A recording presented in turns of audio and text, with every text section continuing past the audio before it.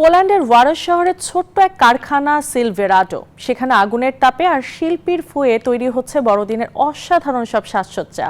চীনের সস্তা বাজারকে টেক্কা দিয়ে এসব হাতে তৈরি কাচের খেলনা এখন যাচ্ছে খোদ হোয়াইট হাউসেও। মেশিনের ব্যবহার ছাড়া ঐতিহ্য আর আবেগের মিশেলে পোল্যান্ডের এই শিল্প উৎসবে যোগ করেছে ভিন্ন মাত্রা। কাচের দলায় আগুনের ছোঁয়া আর মুখের ফু, ব্যাস নিমেষেই তৈরি জাদুকরী সব রঙিন গোলক আর পুতুল। পোল্যান্ডের এই কারখানায় কোনো মেশিন বা রোবট নয়, বরং কারিগরদের হাতেই জন্ম নেয় উৎসবের এসব রঙিন স্বপ্ন। পদ্মা সেতু, মেট্রো রেল এবং এলিভেটেড এক্সপ্রেসওয়ে নির্মাণের গর্বিত অংশীদার বসুন্ধরা সিমেন্ট। সস্তা চীনা পণ্যের ভিড়েও হাতে আঁকা এসব ভিন্টেজ বা শৌখিন সাজসজ্জার কদর বিশ্বজুড়ে। গুণমান আর নিখুঁত নকশার জোরেই পোল্যান্ডের এই কাচের শিল্পকর্ম জায়গা পেয়েছে খোদ যুক্তরাষ্ট্রের হোয়াইট হাউসের ক্রিসমাস ট্রিতেও।